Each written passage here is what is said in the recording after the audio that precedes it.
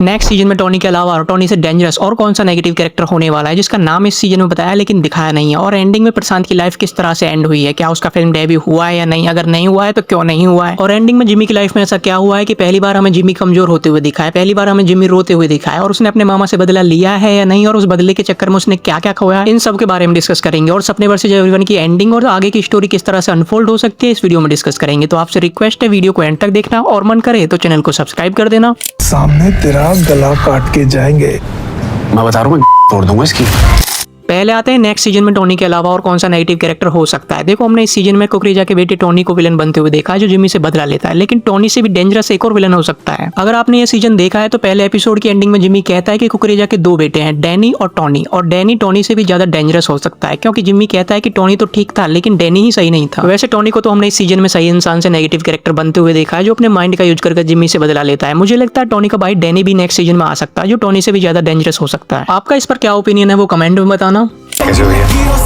तू बड़ा हो गया टोनी। नेक्स्ट पॉइंट है कि प्रशांत का फिल्म डेब्यू हुआ है या नहीं, और इस सीजन में उसकी स्टोरी किस तरह से एंड हुई है। देखो, प्रशांत का फिल्म डेब्यू नहीं हुआ है और उसने ये खुद ही रिजेक्ट किया है क्योंकि जब उसे पता लगता है कि उसकी फिल्म की स्क्रिप्ट तो चुराई हुई है जो उसके राइटर दोस्त की ही है, तो प्रशांत प्रोड्यूसर से रिक्वेस्ट भी करता है कि एटलीस्ट उसके दोस्त अश्विन को को राइटर का तो क्रेडिट मिले जिसकी स्क्रिप्ट चुराई गई है, लेकिन प्रोड्यूसर इस बात के लिए मना कर देता है। और यहाँ पर प्रशांत का दोस्त अश्विन कहता भी है कि इससे प्रशांत के डेब्यू पर कोई इफेक्ट नहीं होना चाहिए, और प्रोड्यूसर इस बात के लिए राजी भी हो जाता है, लेकिन प्रशांत खुद इस फिल्म को छोड़ देता है क्योंकि वो फ्रॉड स्क्रिप्ट से, फ्रॉड फिल्म से अपनी शुरुआत नहीं करना चाहता। फिर इसके बाद प्रशांत अपने सुमित सर से मिलने जाता है जिसे नवीन कस्तूरिया ने प्ले किया है, जहाँ पर एक फिलोसफिकल सीन आता है कि हम डेस्टिनी के अकॉर्डिंग चलते हैं या हम अपनी डेस्टिनी खुद लिखते हैं। यहाँ इस सीन में दोनों डिस्कस करते हैं और प्रशांत कहता है कि मैं अपनी डेस्टिनी खुद ही लिखूंगा चाहे कुछ भी हो। और एंडिंग में प्रशांत अपने दोनों दोस्तों से डिस्कस करता है क्यों ना हम खुद मिलकर फिल्म बनाएं जहाँ अश्विन राइटर डायरेक्टर हो, प्रशांत और मनीष लीडिंग एक्टर हो, प्रोड्यूसर जिम्मी हो, क्योंकि इस सीजन की शुरुआत में जिम्मी ने प्रॉमिस किया था कि वो प्रशांत के लिए एक फिल्म तो प्रोड्यूस करेगा ही। और इसके साथ ही एंडिंग में प्रशांत ने वेदा को भी प्रपोज कर दिया है। उसकी लाइफ वेदा के साथ कैसे आगे बढ़ेगी और तीनों दोस्त मिलकर फिल्म बना पाएंगे या नहीं वो नेक्स्ट सीजन में देखने को मिलेगा।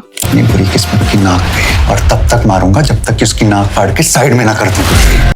अब आते हैं जिमी की स्टोरी इस सीजन में किस तरह से एंड हुई। जिमी अपने मामा कुकरेजा को एमपी नहीं बनने देना चाहता, लेकिन कुकरेजा का बेटा टोनी अपने माइंड का यूज इस तरह से करता है कि जिमी और जिमी के फादर को ऐसा फंसा देता है कि जिमी को पीछे हटना पड़ता है। जहां टोनी जिमी के फादर को मेड के साथ गलत काम करने के आरोप में फंसाकर जेल भिजवा देता है और जिमी के फादर की बेइज्जती भी करता है, जिसकी वजह से जिमी अपने फादर को जेल से निकलवाने के लिए अपने एमपी कैंडिडेट से सपोर्ट वापस ले लेता है और कुकरेजा को पैसे वापस दे देता है। और सीजन के एंड में कुकरेजा एमपी भी बन जाता है, लेकिन जिमी जब अपने कैंडिडेट से माफी मांगकर घर आता है तो यहाँ पर ऑडियंस भी शॉक हो जाती है। जहाँ पहली बार हम जिमी को कमजोर होते हुए देखते हैं, उसको रोते हुए देखते हैं क्योंकि जिमी के फादर अपनी जान ले लेते हैं। अब यहाँ से सपने वर्सेस एवरीवन की स्टोरी और भी इंटेंस और डार्क होने वाली है, जहाँ जिमी अब पूरी तरह से बदला लेगा और दूसरी तरफ प्रशांत अपने दोस्तों के साथ मिलकर खुद फिल्म बनाने की ट्राई करेगा। आगे स्टोरी में और क्या क्या हो सकता है वो आप कमेंट में बताओ, और ये सीजन आपको कैसा लगा वो भी कमेंट में बताओ, और मन करे तो चैनल को सब्सक्राइब भी कर दिया करो।